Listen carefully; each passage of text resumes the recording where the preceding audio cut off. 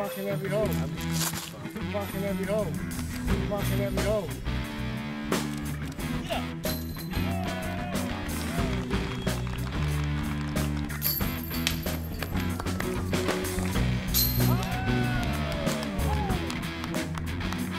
Yeah. Oh, that's it. That's it. There it is.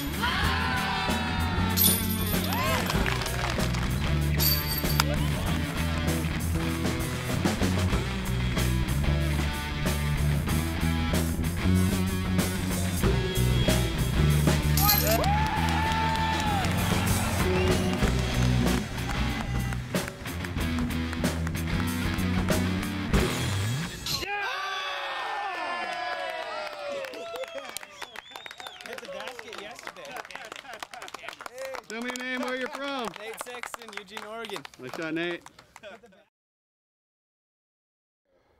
Welcome to Disc Golf Live Video Magazine. Our show this time around begins and ends with our coverage of the Men's Masters Division at the 2012 PDGA World Championships in North Carolina. In between, we've got tournament action from California and Georgia, plus a remarkable story of how a course in Michigan came to be created. Let's get things started.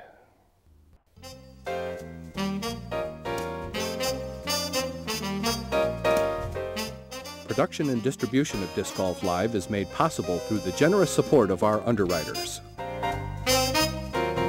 Thanks for your support.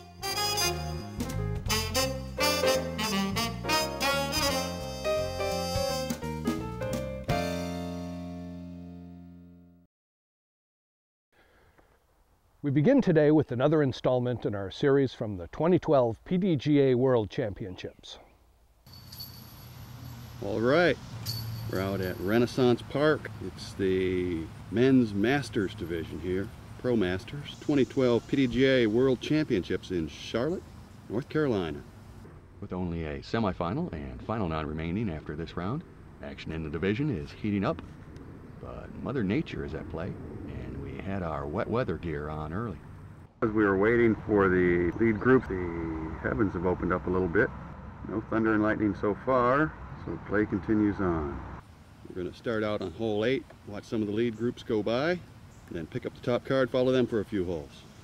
The blind 8th hole here at Rennie plays downhill, right to left, and the pin is well guarded amid the rocks and trees. The first player through, off the 1230 card, fell victim to bad luck, gravity. Get up the hill. Get up the hill. Don't roll all the way down here. Probably no B. Is that OB down there? You knew what was going to happen before it happened. Most of the action in the Charlotte Worlds came during shotgun start rounds. Come on, turn. Come on. Here at Renaissance, though, tee times were used throughout the week. Today, groups are teeing off number 1 every 15 minutes, with the leaders last to go off at 1:45.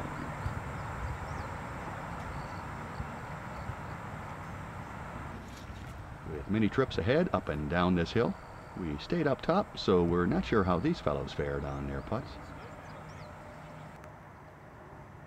With the leader sitting at 263 to start, the gang on the 1245 grouping are not in the running for the championship, but can still climb to perhaps a top 10 finish with a strong push over the remaining holes.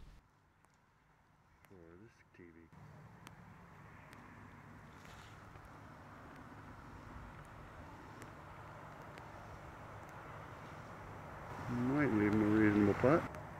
The course here at Renaissance dates to 1998, the year after the last World Championship here in Charlotte.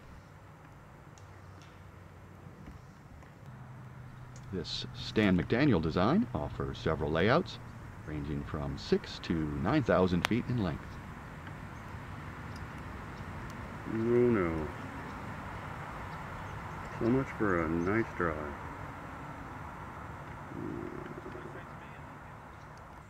It would be pars around for this group today. The 1 o'clock group sat roughly 30 back from the lead. After 5 rounds, the leaders had pulled well away. Sorry about that. That was a fine shot. Missed it. Now and then, this hole seems to take a good shot and turn it ugly. Oh, and there goes the roll. Well, it'll be an open look at it.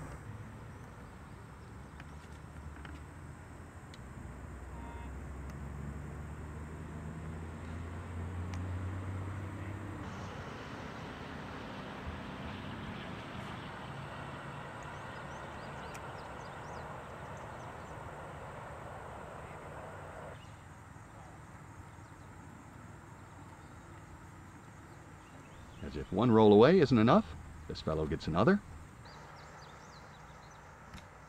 Stay there, please.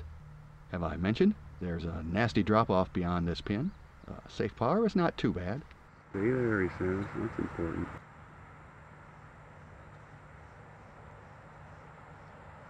Sitting in roughly 8th to 11th place, the guys on the 115 card are within striking distance of the lead card, although perhaps not the leader.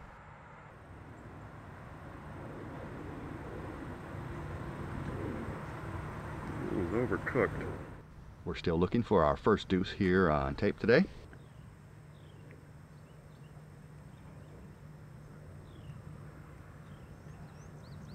Kicked out a little bit. He'll still have a putt. This is the Masters Division's 6th round so far at Worlds, and their 2nd this week here at Renaissance. Skips up there nicely. Well done. The Masters Division is for fellows 40 and older. Stayed right there. Here's a putt that could have gone much worse. And finally, a couple of success stories.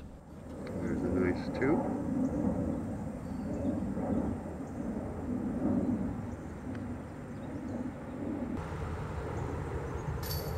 I believe that's a 2 as well. Otherwise, that would be pars here. Penultimate card was tightly packed to start the round. Mike Moser had played steady golf in all but round 4, Eastway Lawns, where he posted a 57 to drop off a bit. Well, we didn't sit it, so we assume it stayed up there. That same round at Eastway, Patrick Brown cranked out a 47 to shake off the effects of round 3 here at Rennie, where he dropped a 73. A little short. Should have a putt. George Smith had run hot or cold, 3 strong rounds balancing troubles in rounds 1 and 4. He had a nice 60 earlier here. Set right down for George. Defending champion John Baldwin was, by contrast, a picture of steadiness. Despite solid scores every round, including a 62 here, John was nearly 20 behind Ken Climo's pace-setting 263.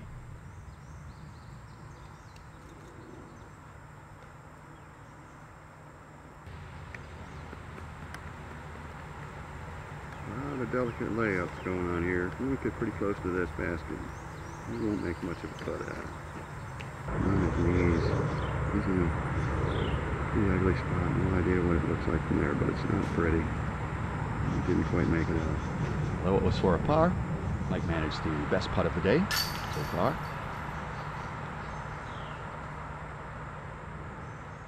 Nice save from Mike. There's a sweet birdie for George. Once more back up the hill, and we should find the top card. Starting the round, Ken leads by a half dozen. Johnny and Barry battle for second, and Jay tries to stay in touch. There's Barry Schultz looking to hole out on the 7th.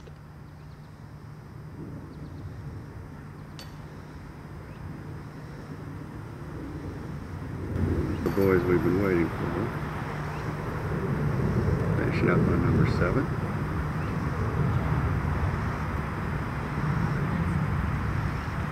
Can see Arizona. Don't see that very often. Perennial playing champion. Jay Eddie Reddy. Solid.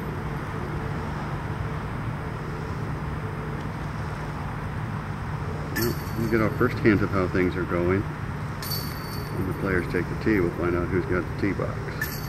KC, take the tee here, even with that little putt not going in.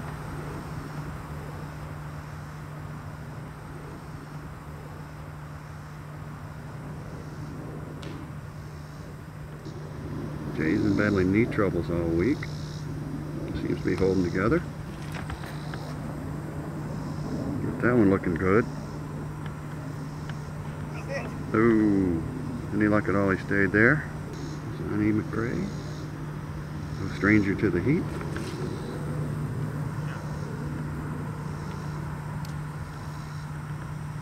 Barry Schultz going with a floppy hat look this week. Not a bad play with all the sun.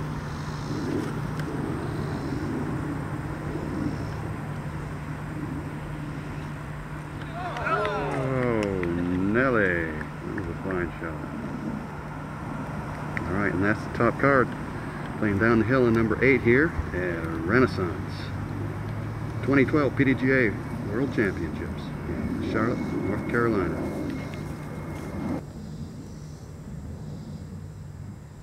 Only a great putter will risk a run at this basket. Fortunately, Jay has putting cred to spare.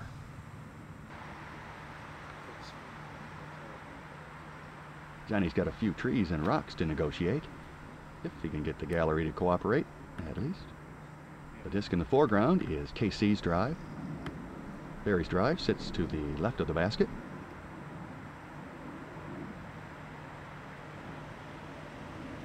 Nice, Johnny. Beautiful putt, Johnny McRae. Nice 2 here in number 8. Good thing.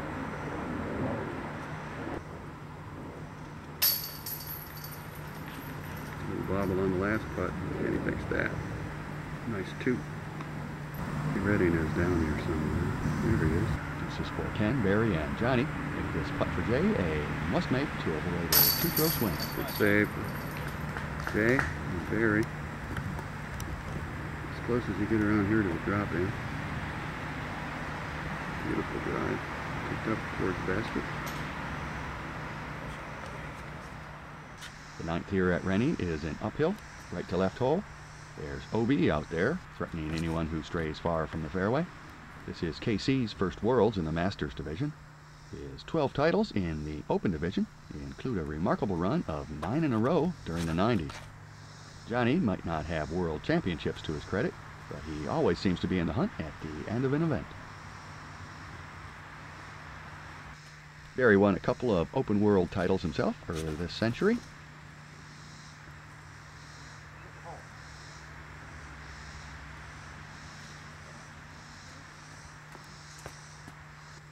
No, it's not an eclipse. They call this former NCAA lineman Yeti for a good reason.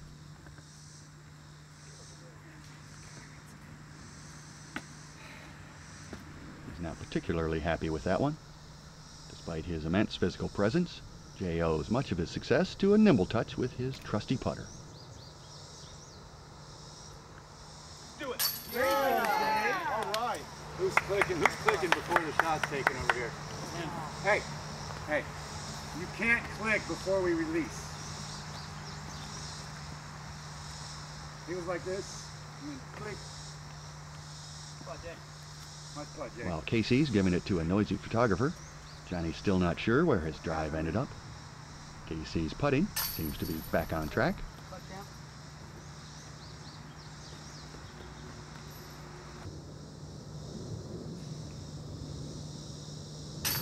Not sure what Barry's listening to, but it's working. All right.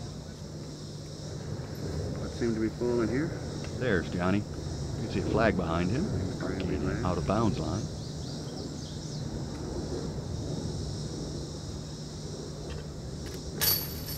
Deuces all around here on hole 9, Renaissance Park, 2012 PDGA World Championship. The 10th here plays steeply uphill. It's a 2-shot hole to reach a well-guarded pin. Around that corner.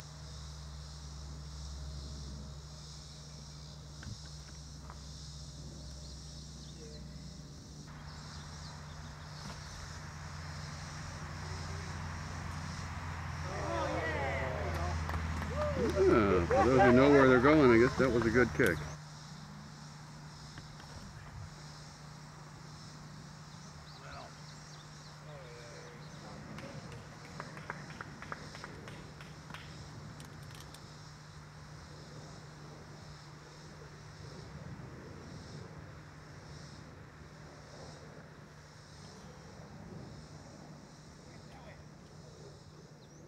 The threatening weather seems to be skirting the park.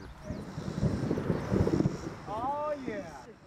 Attorney staff are using the latest lightning detection technology to track storms, which pop up pretty regularly during the afternoon around here this time of year.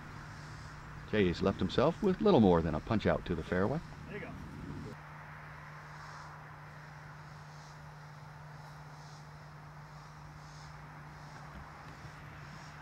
Ken's approach comes in a little short and right.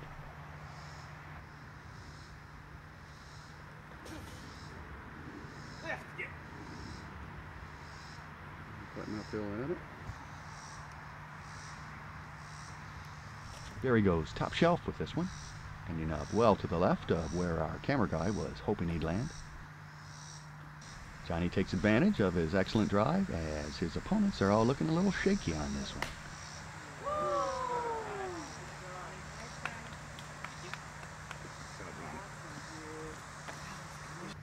Damage control seems to be on order now. Casey will have work to do for his 4. That's going to be a 5 for Yeti. Barry's taking a knee on this one. He's looking at a 4. Nice scoring spread here today. A couple of 4s, a 3, and a 5. Hey, that guy, you gotta do something about this guy here, man. He clicked on me, now he's moving in front of Barry. Nice 3. Yeah, it's about the golf, not the pictures, all right? Golf takes precedence. Mostly flat and a little more open. The 11th gives these fellows a chance to air it out a bit.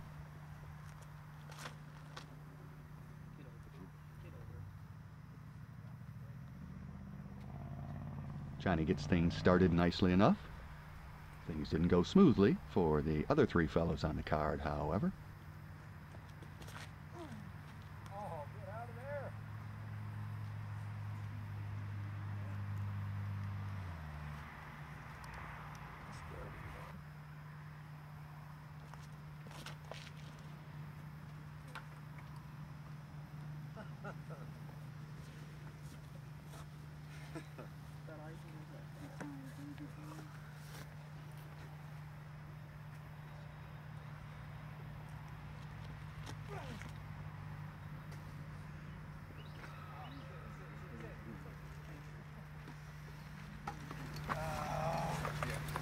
Rough sledding here today.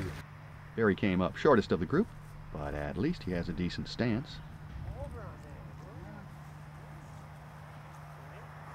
A little thunder in the distance, a little lightning though, we'll play on. Got a slap down in these cedars here, he doesn't have much to work with. Let's see what he uses to get out. Casey and Jay both left trying to make lemonade from the lemons. Well executed. Quite successfully, I might add. Nice progress down the fairway. Extreme left side of the fairway, a big pile of bushes. Jay Readiness heading in there to his. We're not even going to try to shoot this escape. He's just going to kiss him, try to get out and get to the fairway. Hey, coming out of the little gap, he through. He put it up the fairway about 100 feet. Not bad at all.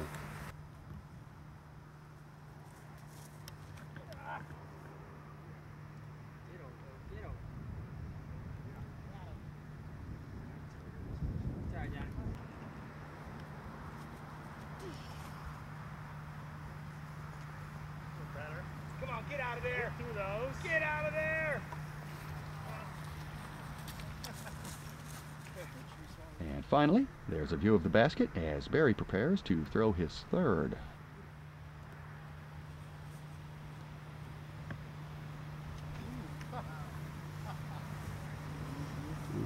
Zigzag for Barry.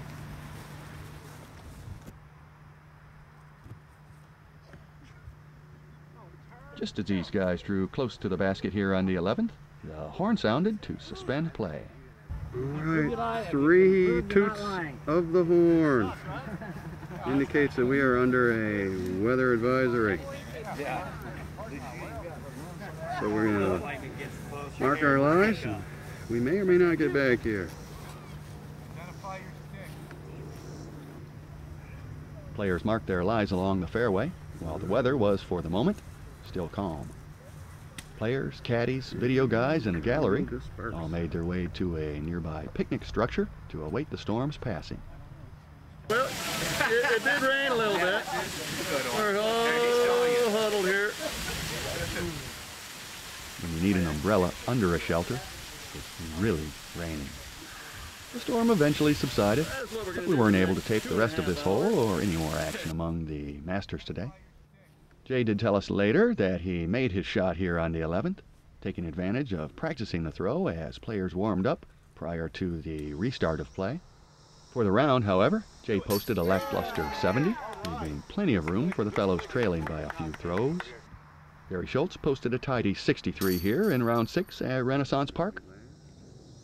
Johnny McRae's 62 brought him into a tie with Barry, going into the next day's semifinal and final rounds.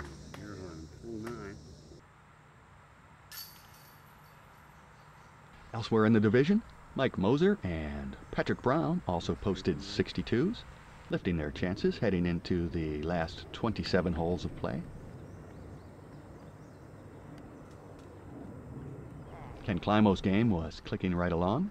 He posted 60 to stretch his lead to 9 over Johnny and Barry. Later in the show, we'll feature some Final 9 action as Casey looks to record his first ever Masters Division World title. Team Luna salutes our 2012 PDGA World Champions.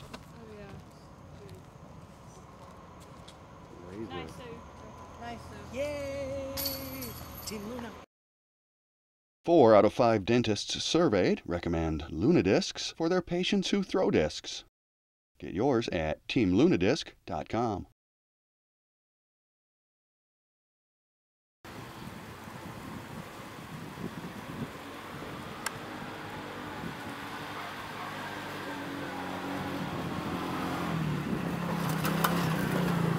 Welcome to another episode of Disc Golf Live Video Magazine. Hi, I'm Todd Lewis. Carly's Playground is an 18-hole course featuring 2 tees and 2 baskets on each hole.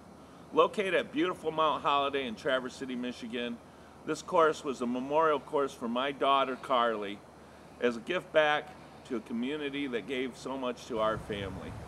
You know, over the years and all the courses I've played, I've been called a lot of names. But if you ask me which one I'm most fond of, I'd have to say it's Uncle Todd. All the people I've met and the friends that I've made while disc golfing are irreplaceable. So if you ask me why I love disc golf so much, I'd say that'd be the #1 reason. We hope you like this video, and we also hope to see you on Carly's Playground. Thanks, Uncle Todd. This footage you sent along will give us a chance to explore the story behind Carly's Playground. Well, I think you guys are going to be impressed. Let's not dilly-dally. Let's pull this sucker back. Ready? Yeah!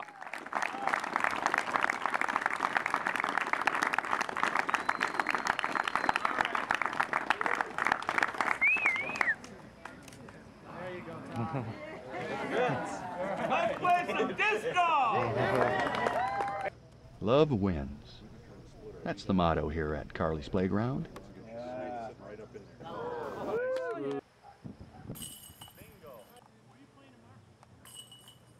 Love wins. You might say it's almost a mantra.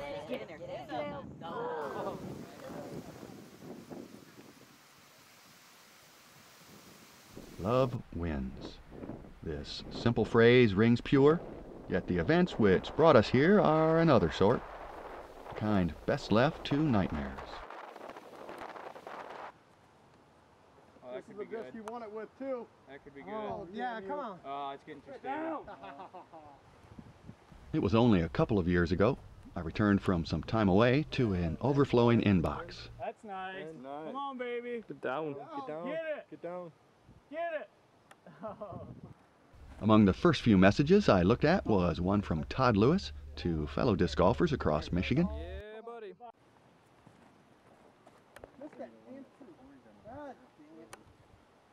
I'd met Todd online, and he was my local contact in the Traverse City area. dutifully schlepping Disc Golf Live DVDs down to the community's TV station. Yeah, there you go. Oh, geez, that might go in the pond. Oh, boy. Oh, no. It seems Todd's daughter had gone missing. Her face familiar to me from Todd's online profile picture, where he sat proudly, flanked by wife and daughter. Yikes, I've got teenage daughters myself, and this struck a disturbing chord. Condensed over the next few minutes as I emptied my inbox, details of the search for Carly faded and were replaced with more frightful news. The kind of thing no parent should have to endure.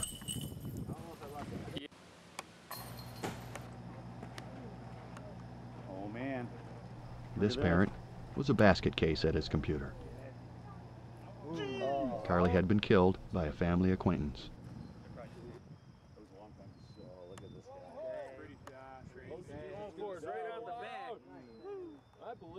Nice shot, Tracy. But not, How anything good ever came out of this is beyond me. Love wins. Good spot, Greg. Out of this profound sadness grew the Carly Jean Lewis Playground Foundation, a nonprofit which is dedicated to youth and the promotion of disc golf as a healthy family activity.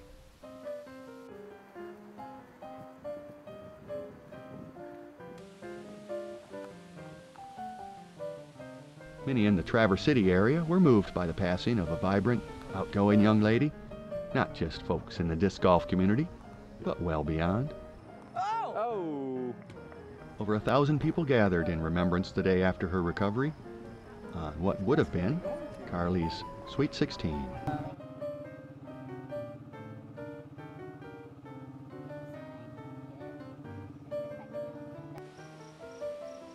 Disc golfers love to rally around a good cause, and before long, planning for the course here at Mountain Holiday began.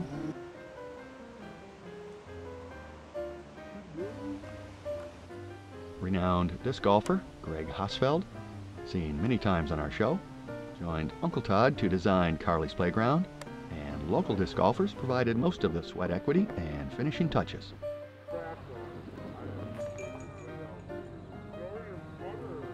Scarcely a year after Carly's death, the foundation opened this, their namesake course.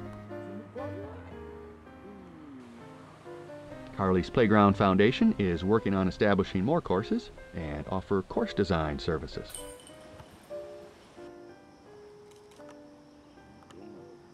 The foundation also orchestrates a Discs for Kids program, providing free discs and instruction to youngsters, particularly those who are at risk or disadvantaged.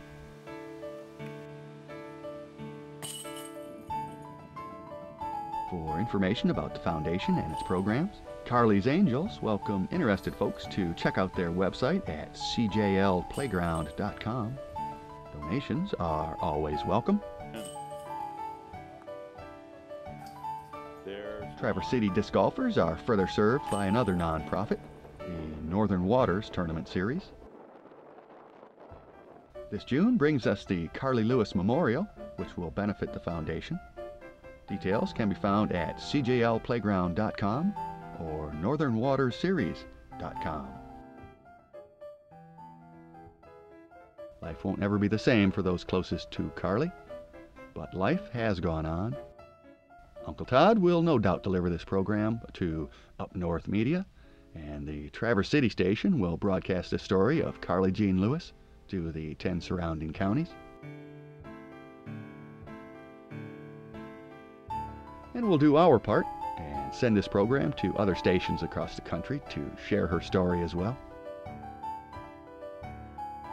Perhaps somewhere, sometime, another dad or mom facing the worst life has to dish out can take away from this story a little strength as they face the challenges ahead. Love wins. Thanks, Uncle Todd.